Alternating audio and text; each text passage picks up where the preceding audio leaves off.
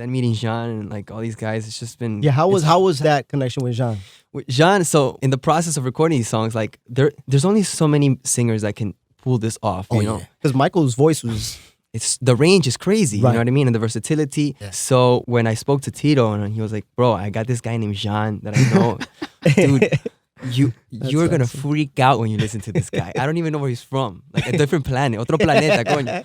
No es de aquí el hombre. No es de aquí. So he told me, call him to do this track. And I said, why don't you give him a call and see if he wants to do it, first of all. And I'll send you the track to show him. So then that's what he did, right? And then how was that? Yeah, no, I got the call. You know, he told me about the project, and obviously, like he said, you know, like ice cream and sushi. Like it's like I'm like Michael Jackson and salsa. Like I'm like I don't know. I'm like I don't know about this, you know, because it could go either way. You know, it could just be amazing, like it turned out, or it could un desastre. You know, like I mean, I grew up. You know, Michael's my ultimate idol, and I have such a huge respect for everything he does and musically that I'm like I'm not gonna touch anything unless it's say. Claro. ¿Me entiendes? No mejorar, obviamente, pero it's gotta, you know, make sense. So he told me, and I was like, sounds interesting. But obviously, coming from Tito, it's like, all right, it's gotta be good, you know. Yeah. So he's like, all right, I'm gonna tell Tony to email you the track, which was Billie Jean at the time. They just called me to sing Billie Jean. So he sends me the track, and I remember the day exactly. I was at my house, and I played it on my, you know, right there on my desk and computer, and I was just blown away from like the intro. Like I did not even make it to like the first hook for sure. I called him right away, and I was like, bro, I am so in this thing. Like this is so perfect, you know. And then it wasn't until later that he asked me to do Smooth Criminal. I thought I was just gonna be able to do Billie Jean, and I was happy with that, you know, just to be involved. And then when he called me to do Smooth Criminal, which is such an amazing tune, and the energy, and I can already envision it, you know, with the salsa. When he told me, he's like, bro, get ready. And he took his sweet time on it. He's like, bro, you're gonna be blown away. Just be patient, man. Be patient. I got something for you, just for you. And I'm like, all right, man. You know, and sure enough, he sent it to me, and I was just that's like, awesome. Man, and that was actually the first song that I saw. Tony Succar and Jean Rodriguez en la casa. You know what I want you guys to do? I want you guys to give them a little background, a little bio. I was born in Peru, and I was raised in Miami. Right. Con un montón de boricua, cubano. So that's where I get that salsa influence. Right. However, like you look at my eyes and you're like, dude, what's going on there? You know? Like, what's going on there? Like, how you know? So my grandparents from the side of my mom is 100% Japanese. So that makes me like 50% Japanese. Okay. And then from my dad's side, my last name is actually Arabic because I have another 25%, which is from Lebanon. Okay. And then from my dad's mom's side is 12.5% Mexican and 12.5% Spanish. Bro, the name of the Nations. CD is perfect. Unity. Oh my God. Yeah, no, it's crazy. So when somebody asks me, like, you know, where are you from or whatever, it's hard for me to answer because I have to give them the whole story. You know what I mean? But, you know, I grew up listening to all styles of music, and I started playing piano when I was a kid. So that's how I stayed with, you know, knowing how to harmonize and write arrangements and everything. Right. I studied at FIU. I did my bachelor's in jazz performance. Right. Then I did my master's in music. You know, preserving my education and everything like that inside of whatever I do musically is important because that's really who I am. So, you know, when you listen to these arrangements and stuff, you're going to hear a lot of what I've learned over the years analyzing arrangers like Quincy Jones, you know. You did him justice. Let me tell you, before anything, I want to say why you did him justice, because I listened to every little sound, every little horn, every little bell, everything, and you did that. Let's say it this way, tú cogiste un lomo, a regular lomo, and you made it into a lomo saltado, because it's like you added your flavors to it.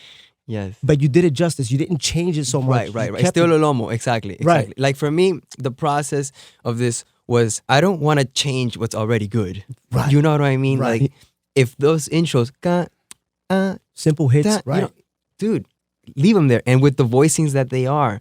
And so when I wanted to like start recording this stuff, I had to find musicians that could replicate that 80s synth sound. There's a lot of time and effort that was, and I think that's what those details is what makes it special. I'm a true witness to that. Yeah, you know, even like doing the vocals. I mean, we would analyze and just, you know, with the actual, you know, original song, and even if it was just like a chaka chaka that Michael did, you know, and it would just fit perfect. We're like, let's leave it. We have to do it. Every song, and just like you said, it's really, really cool actually that you picked up on that. Yeah. Like cada campanita, cada sonido, it's there for like a purpose, man. And it was very like thought out, man. And I saw the whole process with Tony, like he said, like with the keyboards, with the synths. I remember him going to like all these, crazy studios, just trying to, even if it was just for like a 4-bar thing, man, but it just had to be perfect. And I'm like, bro, just like, pero that's his mentality and his whole, approach to this whole project. It was that thought out and that detailed. Yeah, it's perfect, man. I listened to all that and I loved it. Vamos a hablar un poquito de Jean. I want you guys to know about this guy. Porque este tipo tiene talento. Yeah, pretty much, I was born in Bayamón, Puerto Rico. So, I don't have as many percentages like Tony does,